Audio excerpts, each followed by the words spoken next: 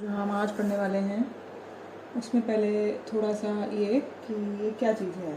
पहले अभी तक मैंने जो तुमको पढ़ाया, बुक से पढ़ाया, 2 लेक्चर्स में हमने किया, उसमें हमने ये देखा कि प्रोबेबिलिटी क्या चीज़ होती है। प्रोबेबिलिटी किसी चीज़ का चांस होता है, कि probable chances of occurrence of data, ठीक है। और जो probability is a way of expressing knowledge और believe that an event will occur और हैज़ अकर्ड, हो गया या होने वाला, ऐसे करके पहले वाला, ठीक है। और 2 व्यूज़ हैं इस प्रोबेबिलिटी को करने के, फ्रीक्वेंटिस्ट का और बायसियन व्यूज़। 2 अलग अलग तरीके के लोगों का, ग्रुप्स का, थॉट्स का, विचारों का, ये समझ लो व्यूज़ हैं।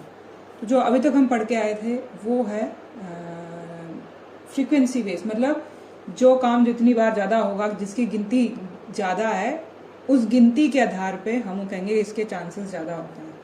बायसियन क्या कहता है कि जो तुम गिनती गिन रहे हो, गिनती ना भी करो, जैसे, लेकिन मैं 10 सालों का मुझे एक्सपीरियंस है और मेरा एक्सपीरियंस ये बताया कि मैं उसको गिनती में नहीं कन्वर्ट कर रहा, लेकिन मेरा एक्सपीरियंस ये बता रहा है कि भाई ये काम होने के चांसेस, ये पेशेंट ठीक होने के चांसेस होते हैं।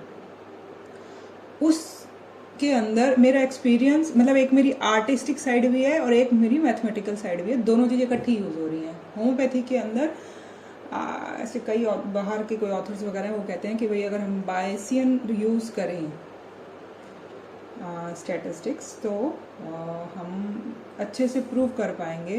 फ्रीक्वेंसी के आधार पे हम प्रूव नहीं कर पा रहे चीज़ों को, क्योंकि हम कहते हैं 100 के 100 पेशेंट लिए और 100 के 100 ठीक हो गए, लेकिन कुछ गड़बड़ है इसमें, कि ऐसा नहीं होता। जिसके सिम्टम मैच करता है, हमारा एक्सपीरियंस उससे कहता है कि इस पे मैच करेगा और ये गिनती गिनी जाए, दूसरी नहीं गिनी जाए। तो बीच में थोड़ा सा एक घपला है। सुनने के लिए भी सुन लो, कोई और ऊपर से निकल की बात है तो कोई बात नहीं, उसको इतना बहुत ज़्यादा इंपॉर्टेंट नहीं है। 5 नंबर के हिसाब से ये इंपॉर्टेंट है, लेकिन सुनोगे तो एक ज्ञान की बात है, बस इसलिए मैं तुमको भी बता रही हूँ कि भाई ये सुनो। तो अब जैसे कि फ्रीक्वेंटिस्ट वाला हम देख के आए थे कि भाई 100% चांस होता है या 1% चांस होता है, दोनों को जोड़ लो एक जगह, ठीक है।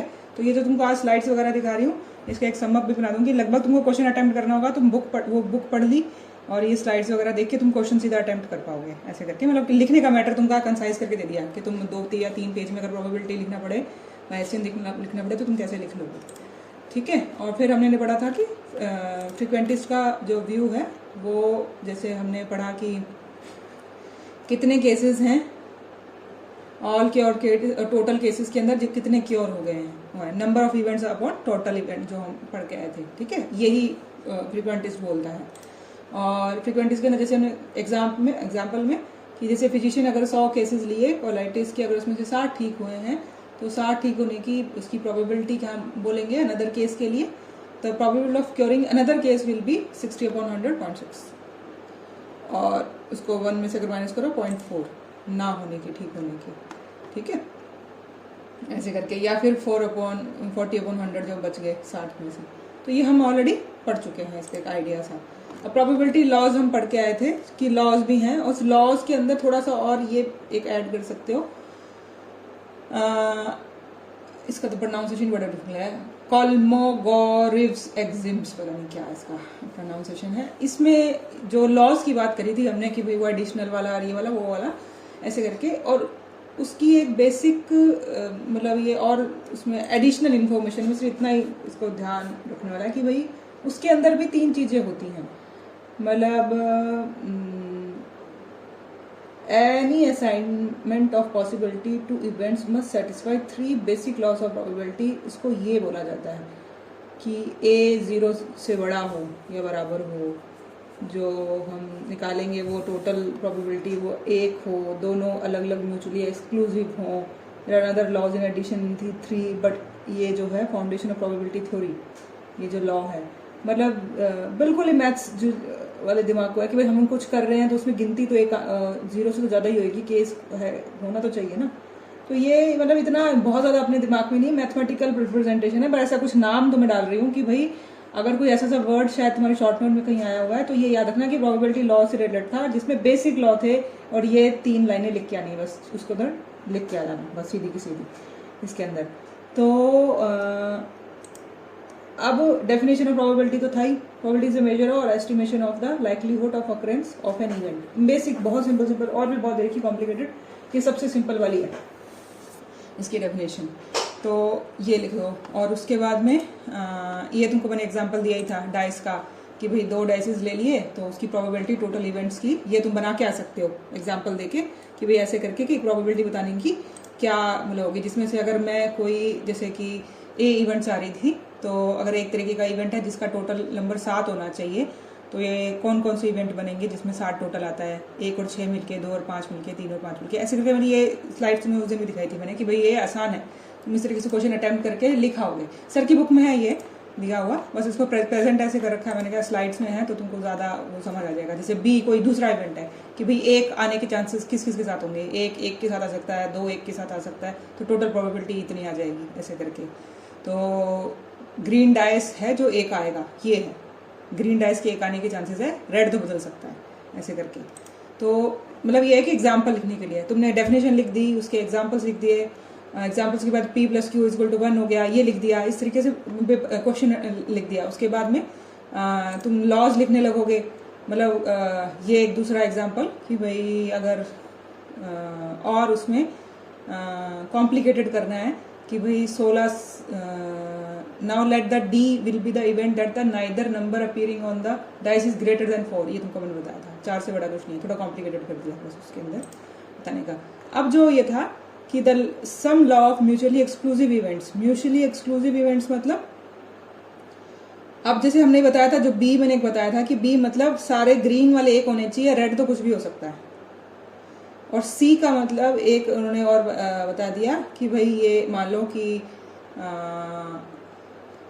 ग्रीन कलर का जो डाइस है वो 6 दे रहा है, रेड कलर का कुछ भी दे सकता है ऐसे करके, कुछ भी मतलब कुछ भी 2 इवेंट बना दो, कोई भी 2 अलग अलग बातें बना दो, उन दोनों के क्या होगा, the event B and C are mutually exclusive, neither the number appearing on the green dice is 1, green dice के ऊपर यहाँ पे 1 नहीं आ रहा, यहाँ पे तो आ रहा है, और the number appearing on the green dice is 6, या तो 1 आएगा या 6 आएगा, हाँ या तो 1 आना चाहिए ग्रीन या 6 आना चाहिए। The events can not both happen on the same roll, इन दोनों में से एक चीज हो सकती है, दोनों चीजें एक साथ नहीं हो सकती। Of the dice therefore by the sum law of probability of mutually exclusive events, इसकी जो प्रोबेबिलिटी निकालेंगे दोनों की प्रोबेबिलिटी को जोड़ दिया जाएगा, 2 अलग अलग। ये बुक में भी जब पढ़ोगे उसमें भी और इजी दे रखा है, बस प्रेजेंटेशन में एक ग्राफ में कुछ दिख जाए, तुम्हें पिक्चर में दिख जाए तो शायद तुमको और उसमें मैथ्स समझ में आ जाए ऐसे करके, इसलिए मैं तुमको समझा रही हूँ कि अगर 2 चीज़ें हैं अलग अलग तरीके, दोनों में से एक ही चीज़ हो सकती है तो दोनों को अपने सम कर देते हैं, वही लॉ ऑफ एडिशन वाला, ठीक है। और अगर ये था कि the sum law of events that are not mutually exclusive, दोनों एक साथ चीज़ें भी हो सकती हैं।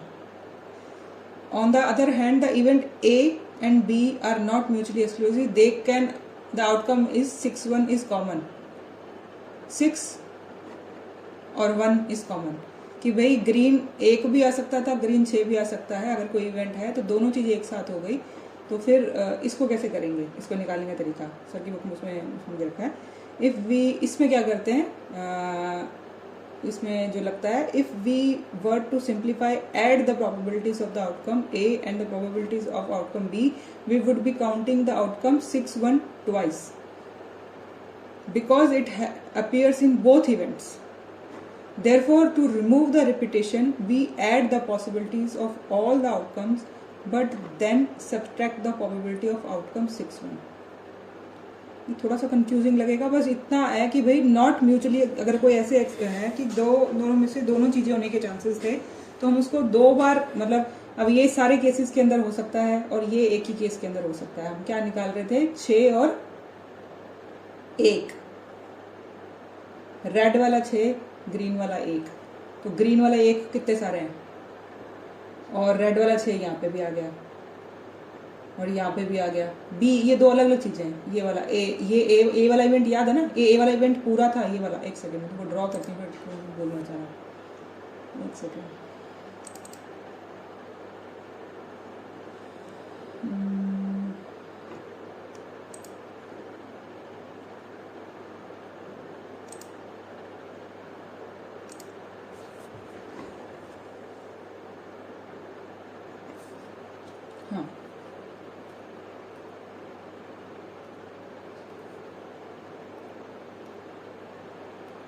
ये है, ये था ए वाला इवेंट, मतलब यहाँ से लेकर यहाँ तक ये जो चीज़ें थी ये वाली, इसमें ये बोला था कि 7 नंबर टोटल आना चाहिए। ए इवेंट का था कि टोटल 7 होना चाहिए, वो 1 और 6 भी हो सकता है, 5 और 4 भी हो सकता है, जो भी जैसे भी टोटल 7 बन रहा हो। तो ये सारे जो बीच वाले लाइनें थी ये एक ए इवेंट था।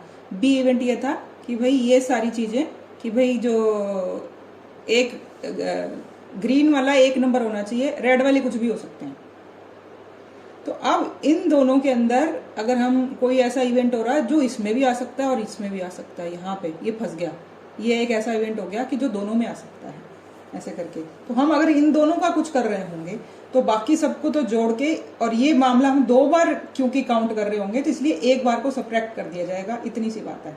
तो 2 बारों का कि भाई ये 6 चीजें थी, 1/36 वाला था, ये भी 6 चीजें थी, ये भी कर दिया, ये भी कर दिया, लेकिन एक वाले की प्रोबेबिलिटी को माइनस कर दिया, बस इतनी सी बात है।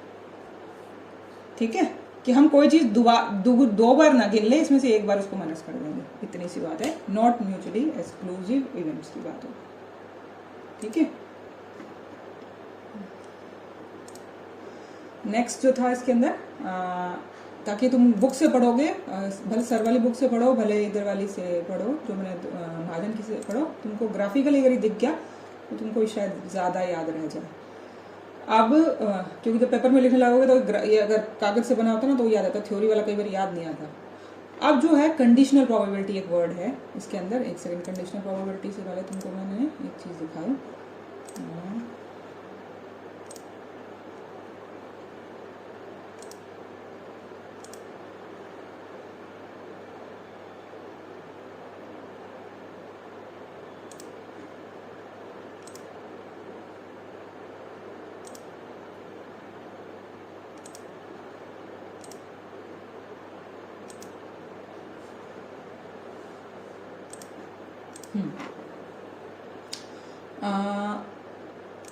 ये देखो दिखने लगा,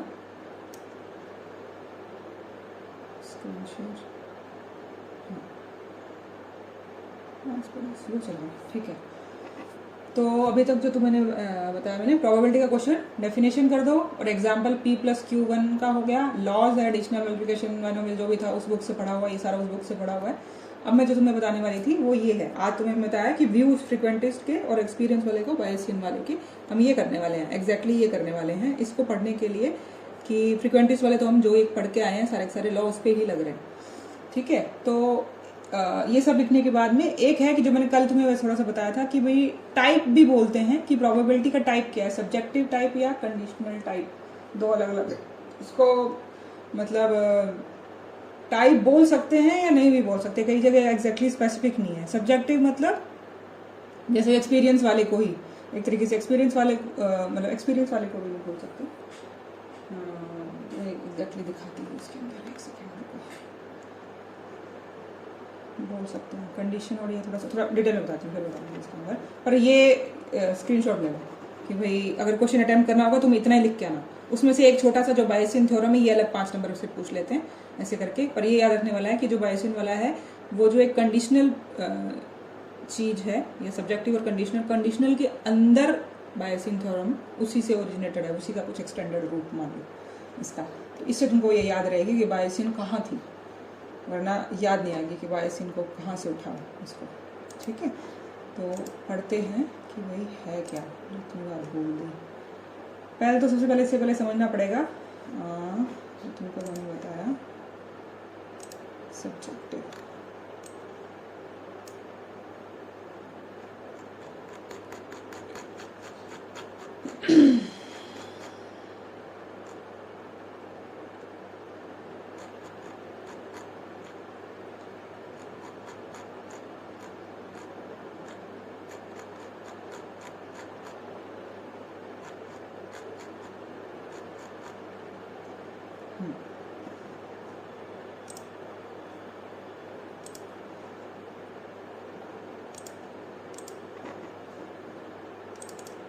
दिख रहा है ये है सब्जेक्टिव प्रोबेबिलिटी। इट इज दिख रहा है ना, possible to interpret possibilities as personal or subjective evaluation, such as possibilities measures one's belief with regard to the uncertainties that are involved, and they apply especially when there is little or no direct evidence, so that there is really no choice but to consider indirect information, educated guesses, and perhaps intuition and other subjective factors. Comments regarding possibilities of life on other planets can be an ideal example of such probability where very little direct evidence is available. ठीक है, तो ये कहा जाता है subjective वाला. I think my chance of failing is 80%. My practice will flourish. Somebody will be successful in his business. मतलब ये ऐसे क्वेश्चंस हैं जो मैं तुमको बता रही थी कि भाई हम प्रोबेबिलिटी को ही बोल रहे हैं. एक गैस होता है, लेकिन गैस एक एक्सपीरियंस से गैस है, और एक हम थोड़ा मैथमेटिकली फ्रीक्वेंसी के आधार पे जो जितनी बार चीज़ ज़्यादा हुई है वो है. लेकिन ये थोड़ा सा तीसरा ही एंगल है कि भाई ऐसे भी तो सवाल हैं जिसके बारे में ना तो पहले कुछ पता, ना उसका कोई एक्सपीरियंस, ना उसकी कोई फ्रीक्वेंसी. तो ये थोड़ा सा एक मतलब इंडिविजुअल व्यू पॉइंट है सम टाइप का एक तरीके से. और वो भी इंडिविजुअल व्यू पॉइंट भी देखा जाएगा, अगर उसको ज़्यादा खोदोगे तो पता चलेगा कहीं ना कहीं तो उसकी नॉलेज से कुछ निकलेगा. वो जो ये बोलने वाला होगा दूसरे ग्रहों पे जीवन है कि नहीं, ये ऐसा सवाल है कि भाई जो तुक्का मार रहा होगा उसका तुक्का सही है कि नहीं, वो कोई साइंटिस्ट से पूछ रहे हो, किससे पूछ रहे हो, वो अपनी कोई पिछली पढ़ाई से कुछ उसको मारेगा. मतलब है एक सब्जेक्टिव व्यू है, बस एक इतना सा ध्यान रखने वाला. और एक चीज़ होती है कंडीशन मतलब कि ये चीज़ है और इसके साथ ये चीज़ है, दोनों को एक साथ होने की क्या प्रोबेबिलिटी है. जैसे हम ये ज़्यादातर जो उसको प्रैक्टिकल यूज में कंडीशनल प्रोबेबिलिटी को सीधा सा जिसका प्रैक्टिकल एग्जांपल ये है कि इसको यहीं से पढ़ सकते हैं बस. तो कि भाई समझ लो कि हम कहते हैं कि अरे तुझे फीवर चढ़ गया और फीवर के साथ तुझे ठंड लग गई, फीवर चढ़ रहा है, तो चांसेस है कि तेरे को मलेरिया है. तो दो चीज़ों की कंडीशन एक साथ हो गई, तो एक साथ जब हो गई उस दो चीज़ों की कंडीशन, तो उसमें मलेरिया होने की प्रोबेबिलिटी बढ़ गई. है तो दूसरी फीवर भी, लेकिन दो चीज़ें जब जुड़ गए और एक जैसे से हो गए तो उनकी प्रोबेबिलिटी बढ़ जाती है. तो वो कहते हैं कि एक कंडीशन ने दूसरी कंडीशन को सपोर्ट किया और उसकी प्रोबेबिलिटी को इन सेंस बढ़ा दिया, समझ लो एक तरीके से. ठीक है, तो लेकिन मोटी भाषा समझना, एग्जैक्ट ये नहीं है, कहने को बोल देते हैं. अब एक वर्ड पहले बायसिन को समझने पहले एक चीज तो हमने समझी सब्जेक्टिव. अब समझना है उसका कंडीशन. समझ एक बुक से बताऊंगी, दूसरी बुक से बताऊंगी. कंडीशनल अगर समझ आया उसके बाद बायसिन समझ आएगा. कंडीशनल क्या? If we ask for a probability that a doctor earns more than 1 lakh rupees per year, we may get following answer: 0, 0.3, 0.7 या 1. प्रोबेबिलिटी बता रहा है कि भाई 1 लाख अगर वो साल भर का कमाता है तो इसकी क्या प्रोबेबिलिटी. कोई कहेगा कि 0 प्रोबेबिलिटी, कोई कहेगा 0.3, 0.7 या कुछ भी. टू क्या गया एग्जैक्टली शब्द साइड में. Surprise all these answers may be correct. In a first instance we have taken a sample of registered medical practitioners. अब ये 0 बोलने वाले उससे बोलता कि अगर ये 4 आंसर्स हैं तो चारों आंसर्स देने वाले 4 अलग अलग तरीके के लोग भी तो हो सकते हैं. पर एक ही सवाल के अगर तुम 4 तरीके के आंसर्स मिल रहे हैं तो मे बी जो 4 तरीके के आंसर्स देने वालों का जो सैंपल ऑफ पीपल है वो अलग अलग है. जैसे कि 0 देने वाले एक रजिस्टर्ड अगर RMPs वगैरह हैं, वो उन्होंने ही आंसर दिया. Second instance we have studied general practitioner in a city. इसके अंदर तो वो आंसर कहते हैं कि 0.3 प्रोबेबिलिटी है कि हाँ भाई इतना है. थर्ड और fourth have selected consulting physicians and neurosurgeons respectively. मतलब इन्होंने 4 तरीके के अलग अलग लोग जो एक गांव में थे, फिर एक रजिस्टर्ड थे, फिर एक उससे हायर कोई प्रैक्टिशनर था, फिर एक न्यूरोसर्जन था, मतलब जो ज्यादा कमाने वाला. तो 4 अलग अलग कमाई के लोगों से जब ये इस सवाल का आंसर पूछा गया तो चारों ने अलग अलग प्रोबेबिलिटी बताई उस चीज की. तो इससे क्या समझ में आया? The problem is ambiguously has been due to lack of properly defined sample space. The sample space may not always be self evident. Here it is helpful to use the symbol PAS. मतलब क्या होगा? अगर to denote the conditional probability of event A relative to the sample space S, and so as often called the probability of A given S. मतलब अगर एक चीज दी गई है तो ये बताया जाए, S बताया जाए, सैंपल बताया जाए कि ये इसका आंसर किसके थ्रू आए. ऐसे करके।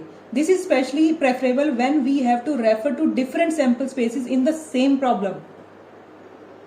अगर एक ही सवाल हम 4 अलग अलग तरीके की कैटेगरी से लोगों से पूछेंगे तो चारों से अलग अलग आंसर आने वाला है। तो इसलिए ये बताया जाता है कि भाई पीछे से रेफर बताओ कि किस तरीके की सैंपल से तुमने बात करी। इसको अभी लिखना नहीं है, ऐसा नहीं है इस तरीके से मत समझना कि यार इसको पेपर में एग्जैक्टली इस वर्ड इसमें लिखे आऊंगा। ये सिर्फ तुम्हारा एक समझ डेवलप करने के लिए, जो लिख के आना है वो सिर्फ 4 लाइनों का होगा, लेकिन समझ डेवलप करने के लिए मैंने तुम्हें 2 पेज बता दी उसके अंदर। It was found that of the 100 companies provided cooler the medical college, there are chances they have may or may not provide good repair services.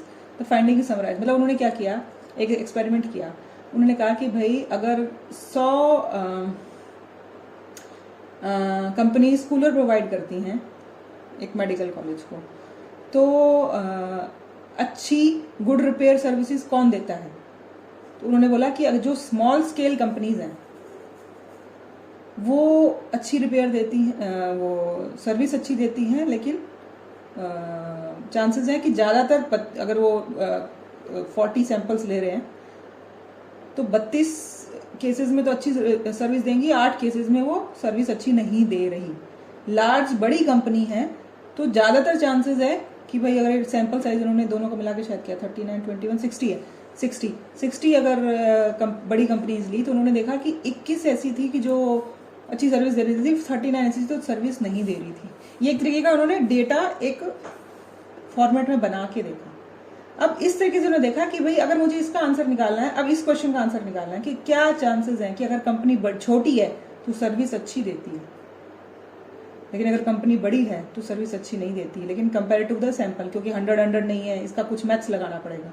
तो ये जो है कि बस ऐसी सी कोई मैथ्स लगेगी इसके ऊपर जिससे हम निकालेंगे कंडीशन ये कि वो छोटी हो और अच्छी सर्विस दे। तो ये 2 चीजें घुस गई इसमें। इस पूरी कहानी में बस यही समझना है और कुछ समझो, इतना ही समझो कि इस पूरी कहानी में कि एक तो ये कंडीशन और एक ये कंडीशन, 2 कंडीशंस मिलके जो ये 32 आया है, इस 32 के अकॉर्डिंग हम प्रोबेबिलिटी निकालेंगे कि भाई इसका मतलब, और ये इस चीज की भी कैलकुलेशन होगी, दोनों चीजों की कैलकुलेशन होगी। कैलकुलेशन करके इसका आंसर निकलेगा। जो इन दोनों की वजह से आंसर निकलेगा वो बताएगा कि क्या ये सही है कि छोटी कंपनी और ये आंसर देती है और अच्छी सर्विस देती है और बड़ी कंपनी इतनी अच्छी सर्विस नहीं देती। बस ये मैथ्स है एक समझने की। करवाती हूँ कोई और एग्जाम्पल्स भी, मेडिकल एग्जाम्पल्स भी करते हैं कोई, पर ये समझने की बात है कि इसका मतलब 2 अगर सवाल एक साथ घुस जाए, एक की कंडीशन दूसरे के साथ लग जाए, तो कहाँ कैसे प्रोबेबिलिटी निकाली जाएगी। ये ऐसा सब कुछ बात हम जो समझ रहे हैं इसके अंदर। तो एक और एग्जांपल देखते हैं, किसी दूसरे एंगल से पढ़ते हैं। वो है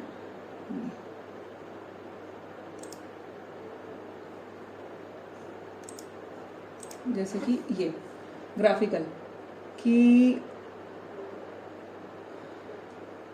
देखने लगा, कंडीशनल प्रोबेबिलिटी एंड इंडिपेंडेंस, जैसे सर ने इसको पिक्चर से समझाया। Now consider the event AD। This is the event that A happens given that we know that D happens।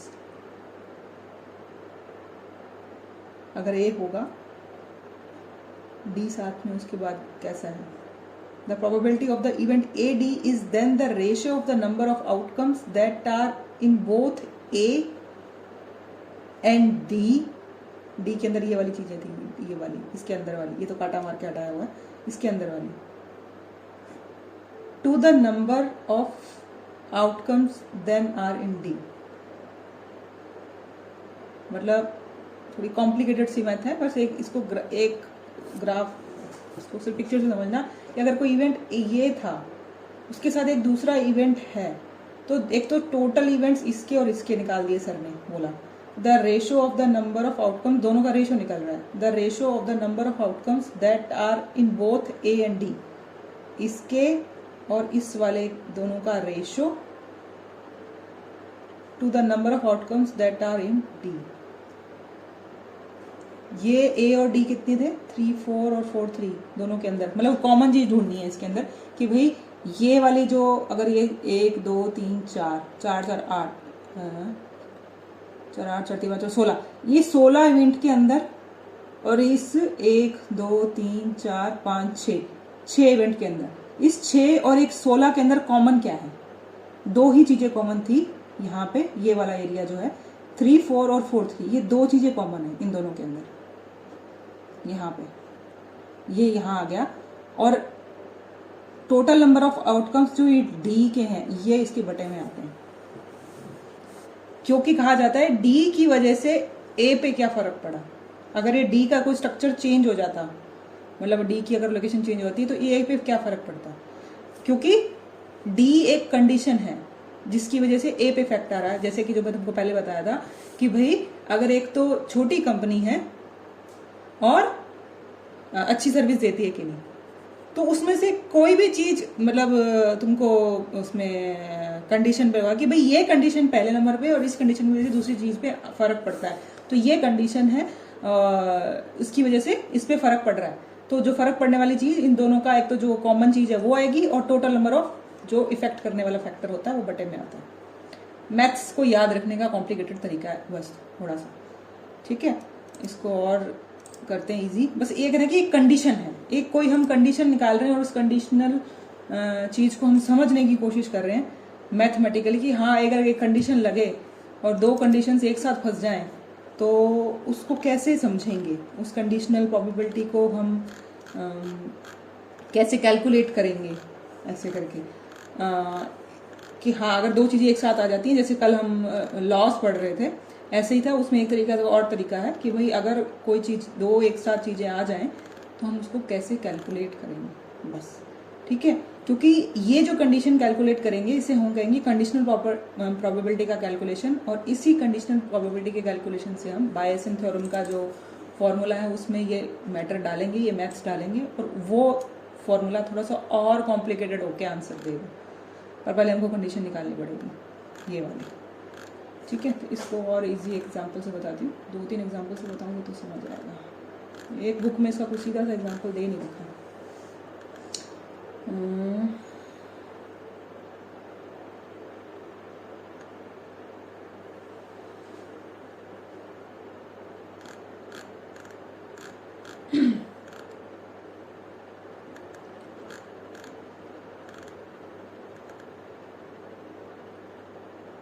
चलो ये पढ़ते हैं कंडीशनल प्रोबेबिलिटी का एक और।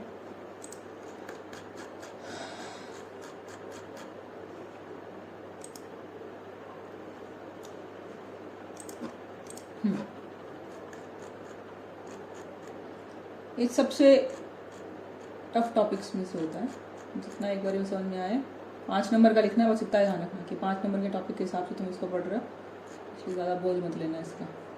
लेकिन ये है कि ये पढ़ने वाला है एक तरीके से। इसी को यहाँ से पढ़ के देखिए इसके आगे, क्योंकि कई बार यहाँ से भी समझ नहीं आता। We can see that if we let N denote the selection of small scale company, अगर इसको हम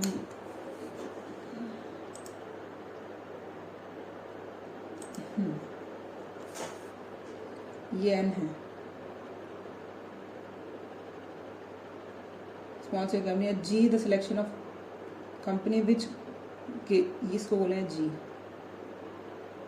which provides good service, we find that 40/100, 40 क्या है, ये स्मॉल स्केल कंपनी, ये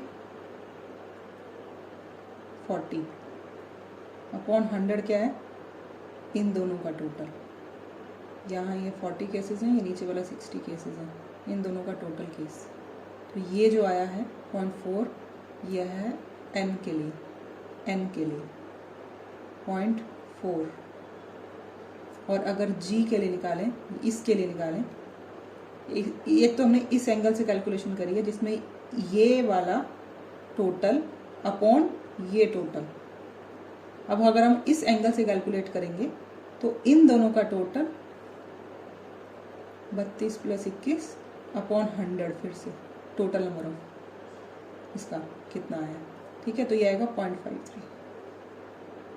ये है let us see what happen if we limit our choices to small scale companies, here sample size is reduce to 40।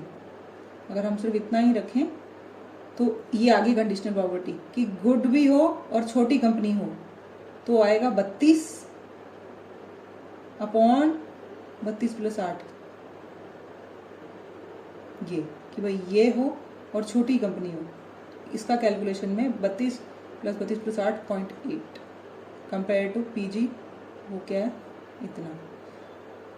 ठीक है, ये इतनी मतलब सिर्फ इतनी सी मैथ्स है, ये सिर्फ 4 लाइनों की मैथ्स है। इसमें सिर्फ ये याद रखना होता है, ये भूल जाते हैं बारी बारी कि इसको कैलकुलेट कैसे करेंगे। तो इसकी ये कैलकुलेशन अपने को नहीं करनी है, अपने को इसकी ये भी नहीं याद रखनी चाहिए कि क्या फॉर्मूला है या क्या है। बस इतना याद रखने वाला होता है कि कुछ ऐसा फॉर्मूला है जिससे अगर हम दो ये चीज़ें कैलकुलेट करनी हो, कंडीशन आपस में जुड़ी हुई हो, तो हम उसको ऐसे एक टेबल फॉर्म में कन्वर्ट करके और फॉर्मूला इसकी पुट करके और कंपेयर कर पाते हैं कि जो हम सवाल लेके चले कि अगर छोटी कंपनी है और सर्विसेज अच्छी देती हैं, क्या ये बात सही है। तो हमने देखा कि अगर ये छोटी कंपनी है, अच्छी सर्विस देने वाली अगर छोटी कंपनी है ये वाली, तो 0.8 उसका प्रोबेबिलिटी फैक्टर है। लेकिन अगर वो अच्छी सर्विस देने वाले की अगर बात की जाए, उसके अंदर की अच्छी सर्विस दी जाएगी, तो 0.53 है compare to all over 100 cases के लिए बोला गया ना। तो ऑल ओवर अगर अच्छी कंपनी का जो मतलब अच्छी सर्विस देने वाले के कंपैरेटिव में, कि छोटी हो या बड़ी हो इससे कोई फर्क नहीं पड़ रहा, तो छोटी हो बड़ी हो इससे कोई फर्क नहीं पड़ रहा, तो है 0.53। लेकिन अगर वो छोटी कंपनी है और अच्छी सर्विस दे रही है, इसकी प्रोबेबिलिटी ज़्यादा। तो इस तरीके से ये हमारा घूमा हुआ क्वेश्चन है, एक कंडीशन पे डिपेंड कर रहा है, उसको मैथमेटिकली कैसे कैलकुलेट करेंगे ये है, बस इतना सा। इसके आगे का एक और मतलब इसी चीज़ को और थोड़ा सा कॉम्प्लिकेट करके आंसर्स निकाले जाते हैं। इसका डिनोट करने के तरीके हैं, 0 है, ये है, और उसके आगे की कॉम्प्लिकेशन। तुमको सिर्फ इतना सा ही ध्यान रखना, इतना सा कि ये इतना सा ये ध्यान रखो और इसको इतना सा ये ध्यान रखो, बस।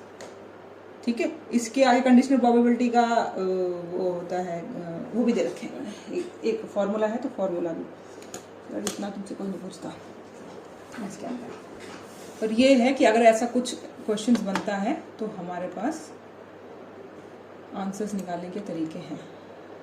ठीक है, एक सेकेंड, एक और है इसका, इसी का बेसिक्स बढ़िया सा है, छोटा फॉर्म, ताकि तुमको उससे से एक स्लाइड से समझ आ जाए।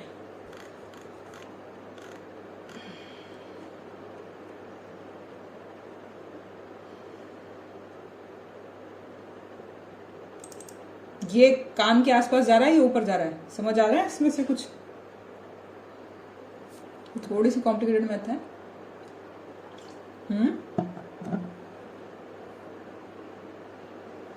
कोई बात नहीं, नॉर्मल है, आगे और बताती हूँ। कि बस सवाल मुश्किल हो जाएंगे, अगर सवाल कॉम्प्लिकेटेड है तो उसको ढूंढने के तरीके भी थोड़े से कॉम्प्लिकेटेड है, इस वजह से ये ऊपर से जाता है।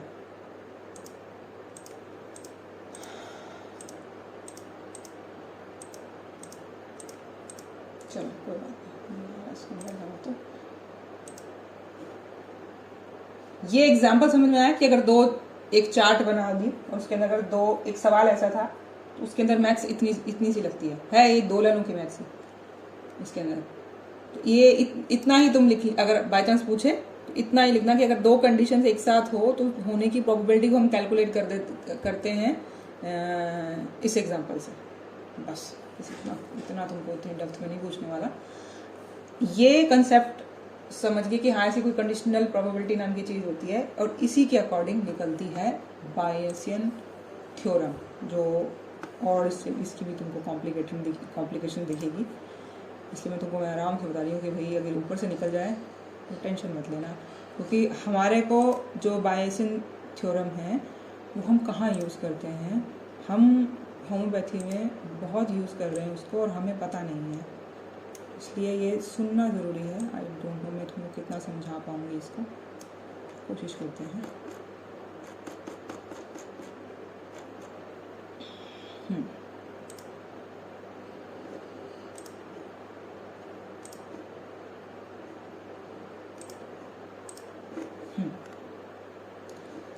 ये पढ़ो, कहीं तो पहुँचेंगे। स्क्रीन दिखने लगी? बायसियन स्टैटिस्टिक्स, बायसियन थ्योरम को एक से वर्ड अगर पहले से शुरू करें तो उसका बायसियन स्टैटिस्टिक्स बोला जाता है. Because of our choice of prognosis research we focus on Bayesian statistics. Bayesian statistics describe how we learn from experience. जो मैं वर्ड बोल रही थी, this statical method is still undervalued in medicine and is in some respect quite different from frequentist statistics. The main difference is that it is not about hypothesis testing जो हम frequentist में करते हैं. मतलब जो हम आगे कर रहे थे ना, probability laws लगा रहे हैं और उसके बाद में हम क्या करेंगे, इसी के आगे एक frequency जो हम mean median mode निकाल रहे हैं, उसके बाद में क्या कर रहे हैं, दो स्टैंडर्ड डेविएशन और वो सब निकालेंगे. उसके आगे भी जब हम और टेस्ट लगाएंगे उसके बाद जहाँ हम पढ़ चुके हैं स्टैंडर्ड डेविएशन और कोफिशिएंट एवरेशन तक, वो जो रास्ता है सारा. और उसके आगे क्या है, हाइपोथेसिस टेस्ट. एक सोच के चलते थे कि भाई ये चीज़ हमारे रीजन ऑफ रिजेक्शन में आएगी कि रीजन ऑफ एक्सेप्टेंस में आएगी, वहां तक आएगी कि नहीं आएगी. ये जो पूरा रास्ता है वो हमारी क्या कहलाता है, हाइपोथेसिस टेस्टिंग वाला. लेकिन ये जो रास्ता है ये अलग है, इसमें कुछ ऐसा नहीं चल रहा क्योंकि हम इस साइड उतर ही नहीं रहे हैं कहीं पे. The main difference is that it is not about hypothesis testing but about beliefs and chances something will happen. And this is exactly what we want to know. Will this medicine work for this patient? जैसे the frequentists want to prove that natrum mur works better than placebo in cases of recurrent herpes of lips. मतलब हम ये देखते हैं ना कि जो फ्रीक्वेंटीज में हम क्या कर रहे हैं, जो स्टैंडर्ड डेविएशन या मीन डेविएशन निकाल रहे हैं उसमें एक्सपेरिमेंट्स कर रहे हैं. उसमें हम क्या कर रहे हैं कि 2 ग्रुप्स में डिवाइड कर रहे हैं, 50 को ये प्लेसिबो दिया, 50 को मेडिसिन दी और देखा कि भी जो 50 जिसको मेडिसिन दी गई थी वो लोग ज्यादा ठीक हुए हैं ना, तो नंबर ऑफ पीपल ज्यादा ठीक हुए हैं. और जिसको प्लेसिबो दिए थे 50 लोगों को वो लोग ठीक नहीं हुए. तो हम 100 सैंपल के अंदर 50 लोग प्लेसिबो वाले बेचारे वो ठीक नहीं हुए, लेकिन मेडिसिन वाले 30 लोग ठीक हो गए, 40 लोग ठीक हो गए. तो यहाँ क्या हमारी फ्रीक्वेंसी बढ़ गई ठीक होने की. तो जो फ्रीक्वेंसी से कैलकुलेट कर रहे हैं हम आगे का ज्ञान, जो अभी तक मैंने तुमको जितनी भी स्टैटिस्टिक्स पढ़ाई थी वो सारी फ्रीक्वेंसी वाली है. बायसिन वाली का तुम्हें हवा भी नहीं है अभी, क्योंकि है भी नहीं, मतलब हम करते भी नहीं. तो इसलिए बायसिन बड़ा 5 नंबर के टॉपिक में बता रही हूँ, लेकिन बता रही हूँ कि अलग रास्ता भी है. और वो अलग रास्ता कैसे है इसके अंदर. The physician wants to know if natrum mur is more likely to work if the patient has recurrent herpes of lips. कि अगर ये दूसरे घुमा के कान पकड़ रहा है कि अगर वो लग रहा है कि अगर लिप्स का हर्पिस है तो तेरे को नेट्रम म्यूर काम करेगी. ये कह रहे हैं ऊपर वाला कि नेट्रम म्यूर हर्पिस और लिप्स के 2 अलग अलग ग्रुप्स के अंदर मैं एक्सपेरिमेंट करके देख रहा हूं कि काम करती है कि नहीं. और ये बोल रहा है पहले ही पेशेंट देख के ही, मतलब ये एक्सपीरियंस से बहुत बात कर रहा है ये वाला बायसिन वाला, कि भाई अच्छा लिप्स का है तो तेरे पे तो ये काम करेगी. वो कहेगा अगर पेशेंट हमसे पूछ ले, हम जनरली क्या करते हैं यही तो कर रहे हैं, हम अपना काम ऐसे ही कर रहे हैं कि पेशेंट हमसे कहता है कि डॉक्टर साहब मुझे ये दिक्कत है, तो क्या कहता अच्छा ये एक्सपीरियंस है, ये इसका क्या दिक्कत है, अच्छा कौन सा है, पैर में एंटी इंक्लूड दे दो जी 200 दो, उसको 3 TDS दो. ये कहाँ से आया, तुमने एक्सपेरिमेंट करके देखा कहाँ से आया. तो पहले जो लिखा हुआ उस डेटा के अकॉर्डिंग हमारे एक्सपीरियंस के अकॉर्डिंग ये सब इस तरीके से चल रहा है. तो हमको अननोइंगली हम थोड़ा बहुत ये यूज़ कर रहे हैं, हम सिर्फ फ्रीक्वेंसी यूज़ नहीं कर रहे हैं. फ्रीक्वेंसी तो हम आप उसको प्रूव कर रहे हैं, प्रूव करने के लिए, क्योंकि प्रूव करने का ये तरीका है फ्रीक्वेंसी. किसी बात को, हाइपोथेसिस को, सच को, जैसे भी हम कह रहे हैं कि भाई दुनिया समझती यही है, 99% दुनिया फ्रीक्वेंसी ही समझती है. लेकिन हम जो होम्योपैथी के अंदर ये वाला, हम क्या वैसे और भी जगह बहुत जगह यूज़ होती है, लेकिन हमारी वाली लाइन में ये वाला रास्ता बेटर है. लेकिन ये रास्ते का अभी कोई एक्सप्लोरेशन नहीं है, ये नहीं पता कि हम इसको करेंगे कैसे इसको मैथमेटिकली प्रूव करके दिखाएं. और दुनिया जब नाम सुनेगी बायसिन वो कहेगी अरे छोड़ो करे, इस तरीके से उन्होंने प्रूव करके दिखाया तो ये हो भी नहीं सकता, ये सच है कि नहीं. तो इस वजह से, पर ऐसा कोई रास्ता है, मतलब हम जो कर रहे हैं उस एक्सपीरियंस को मैथमेटिकली कोई या इस तरीके से समझाने का कोई रास्ता है एक तरीके से. तो उस रास्ते का नाम है बायसियन. एक बंदा था जिसका नाम था बायसियन, उस साइंटिस्ट का, और उसने इस एक्सपीरियंस वाली साइंस वे के बारे में कुछ बात बताई थी. अब जैसे कि थोड़ा सा, क्योंकि तुमको लिटरेचर लिख के दे रही हूँ, उसमें सिर्फ जो तुमको याद रहे बस 5 नंबर में लिख देना, बस पूरी कहानी बता देती हूँ. तो जो भी तुमको बात समझ में आए बस 5 नंबर में लिख के आने वाली, इससे ज़्यादा बोझ मत डालना इसमें. Bayesian statistics is about adjusting your opinion or your belief in a particular case. एक केस देखा, उसके अकॉर्डिंग तुम कर रहे हो कि अच्छा ये एक केस है, इसमें ये हो सकता है. An example, suppose a teacher of materia medica tells his class that 90% of all cystitis cases are cured by homeopathic medicine cantharis. ठीक है, एक मटीरिया मेडिका का टीचर क्लास में खड़ा के बोल रहा है कि भाई 90% के जो केसेस हैं सिस्टाइटिस के, ब्लड इन्फ्लेमेशन के, वो कैंथेरिस से ठीक हो जाते हैं. अब ये this sounds interesting, so you try cantharis for cystitis in your practice. However, if your result is that only 1 out of 5, मतलब 20% केसेस के अंदर तुम्हें ऐसा मिला कि सिस्टाइटिस कैंथेरिस से ठीक हो रहा है, तो तुम्हारा ओपिनियन तो चेंज हो जाएगा. Your opinion about the effectiveness cantharis will change from 90 to 20%. And 90% your belief based on your teachers experience, ये गड़बड़ होगी. In fact most clinical reasoning is daily practice is Bayesian. मतलब उसके एक्सपीरियंस में वो चीज ज्यादा थी, तुम्हारे एक्सपीरियंस में वो चीज कम हो गई. अब ये दोनों के बिलीव्स में टकराव हो गया.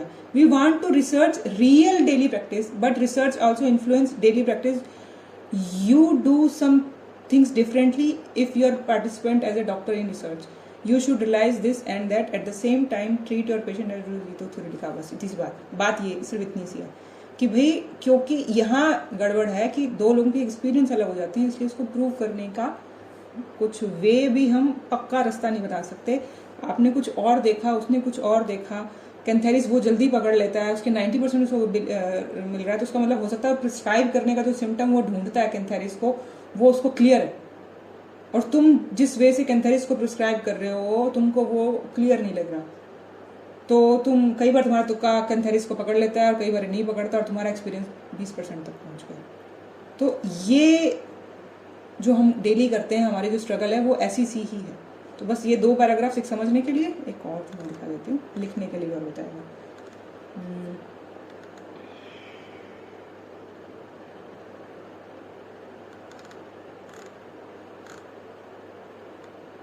बहुत मैटर है इसमें, ये कॉम्प्लिकेटेड सा टॉपिक है, लेकिन इजी लैंग्वेज में समझने के लिए.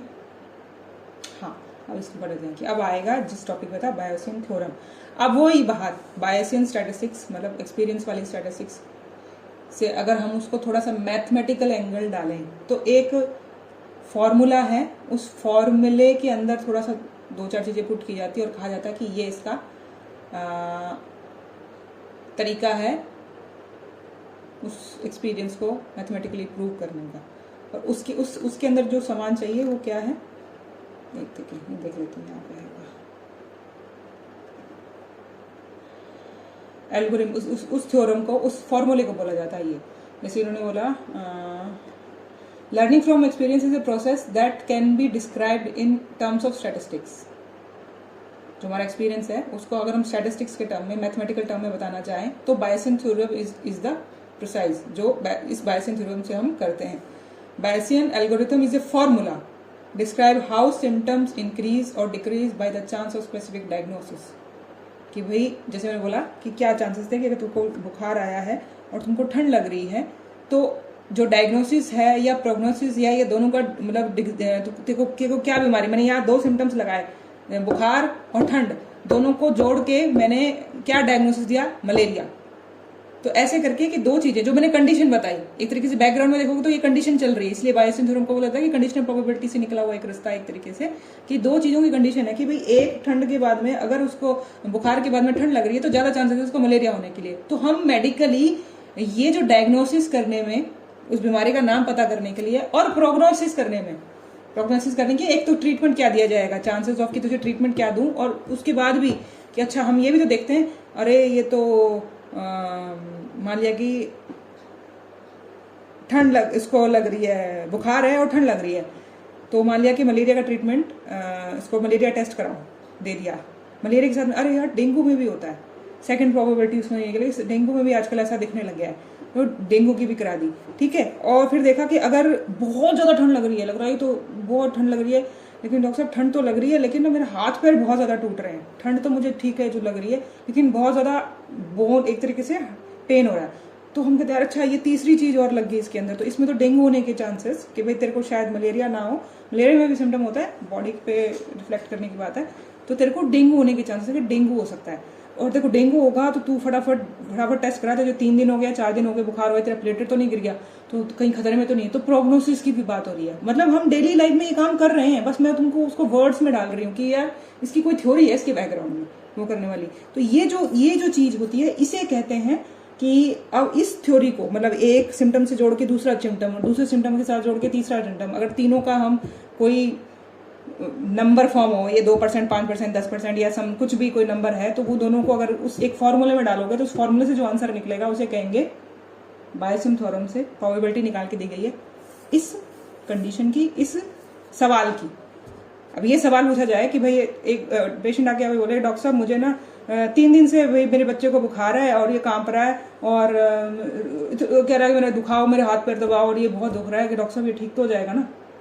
देखो कॉमन सवाल है, ठीक तो हो जाएगा, खतरा तो नहीं है, मैं घर ना लेके जाऊँ, उसको भर्ती तो नहीं करना पड़ेगा, ये नॉर्मल कॉमन सवाल है। अब इस कॉमन सवाल का हम आंसर कैसे देते हैं? एक्सपीरियंस से, अरे नहीं नहीं इतना कुछ नहीं होता, लेकिन हाँ यार 3 दिन हो गए बुखार बहुत ज़्यादा है, और बच्चे का कितनी उम्र है, तो छोटा सा है, बुखार कितना तेज चढ़ रहा है, टेस्ट कराओ, टेस्ट 2 घंटे में आएगा, अरे इसको मेडिसिन में अपने वाली दूँ साथ में, कहीं इसको भर्ती ना करना पड़ जाए, तेरा गाँव कहाँ है, तेरा तू बहुत दूर है, तू इतना दूर वापस में रात को कैसे आएगा, तेरे वहाँ इमरजेंसी डॉक्टर नहीं मिलेगा तो तू भर्ती हो जा, जाके साथ में ये लेते रहना। तो हमने उसकी पूरी एक्सपीरियंस के साथ उस पूरी प्रॉब्लम का आंसर क्या निकाल के दिया कि भाई ज़्यादातर चांसेस हैं कि भाई 3 दिन हो गए और इसके साथ ये केस बन रहा है इसके अंदर। तो ये जो कहानी है, इस कहानी का इस एक्सपीरियंस के साथ में अगर कोई मैथमेटिकली हम उसका आंसर निकाल के दे दें कि यार ज़्यादा ये प्रोबेबिलिटी है, ये 0.3 प्रोबेबिलिटी निकली है, 0.7 प्रोबेबिलिटी निकली है तेरे का बच्चे के ठीक होने के या बिगड़ने के चांसेस ये हैं, बस उसका मैथमेटिकल फॉर्म, इतनी सी बात, ठीक है। और जो फॉर्मूला है वो तुमको दिखा देती हूँ, इतनी सी बात समझने की, ताकि तुमको लगे कि हम जो कर रहे हैं वो कहीं ऐसी कोई ऊपर नीचे नहीं करे। जो वो उसकी है प्रिविलेंस और इंसिडेंस उसमें डालते हैं बस उसके अंदर, कंडीशनल प्रोबेबिलिटी के अंदर, और उसका एक वर्ड और डलता है लाइक्लीहुड। ये तुमको इतना नहीं समझने की ज़रूरत, 2 स्लाइड्स और देती हूँ बस, इससे नहीं समझना।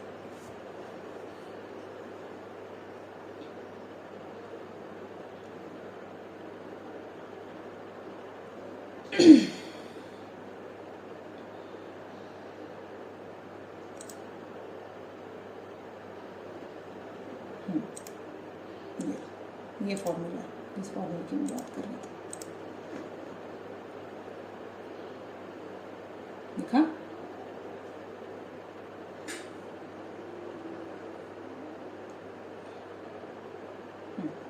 बायसिन फॉर्मूला जो है वो ये है PAB A/B,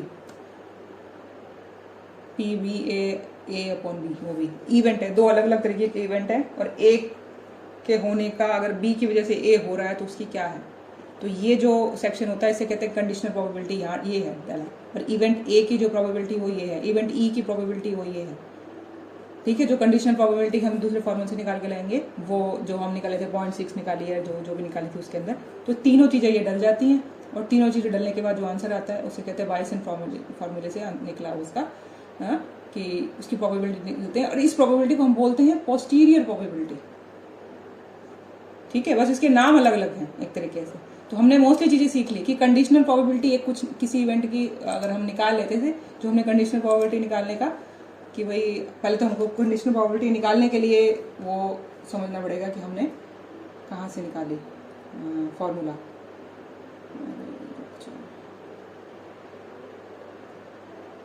ठीक है। तो ये निकालने के लिए हमने पहले एक अलग फार्मूला जो निकाला था कि भाई ये जो हमने बॉक्स से सीखी थी निकालनी, ऐसे करके, इसका नाम है यहाँ पे, इसका नाम लिखा हुआ, ये नंबर लिखे हुए थे, ठीक है। तो इस एंगल से निकाल रहे हैं या इस एंगल से निकाल रहे हैं, हमारा सवाल क्या है, ये जहाँ से पहले निकाल के लाए थे कंडीशनल प्रोबेबिलिटी, इसको यहाँ पुट करते हैं।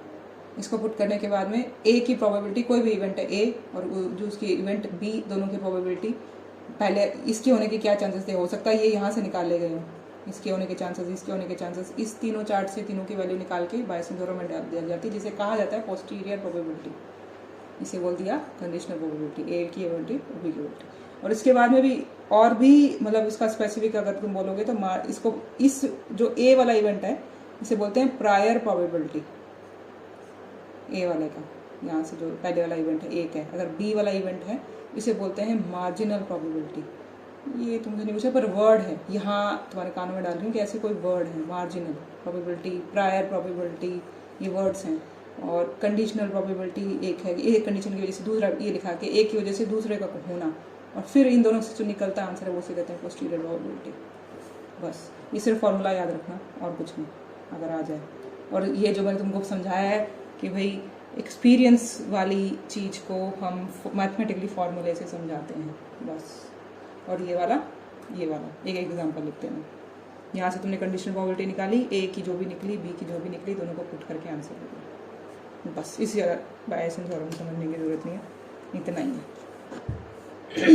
रिकॉर्डिंग एक बार और सुन लेना, इतना समझ में आए। 5 नंबर का क्वेश्चन होगा मैक्सिमम, अगर कोई डालेगा, वरना नहीं डालने वाला। प्रैक्टिकल लाइफ में भी तुमको कोई नहीं पूछने वाला। मेरे को लगता नहीं है कि भाई 1800 बच्चों में से 18 बच्चे भी होंगे जिनको बायसन थ्योरम पता होगी। और सर ने बताया था कि आगे आने वाले फ्यूचर में बायसन फॉर्मूला हमारे होम्योपैथी में बाहर के ऑथर्स बहुत यूज़ कर रहे हैं, लग गए हैं। तो तुम सुनो इसके बारे में कि ऐसा कुछ हो रहा है, और जब अगर कहीं होने लग जाए, कहीं काम दिखे तुम्हें इसका, तुम उसको पढ़ के और अच्छे बेटर तरीके से समझने लग जाना। तो पेपर के एंगल से भी ये कुछ स्ट्रांग नहीं है, 5 नंबर का क्वेश्चन मैक्सिमम। और प्रैक्टिकल एंगल से आज के दिन में तो कोई नहीं है, फ्यूचर की बात है, ठीक है। तो इतना बोझ मत लेना बस, ठीक है। चलो कोई क्वेश्चन है तो पूछो, नहीं तो गुड नाइट।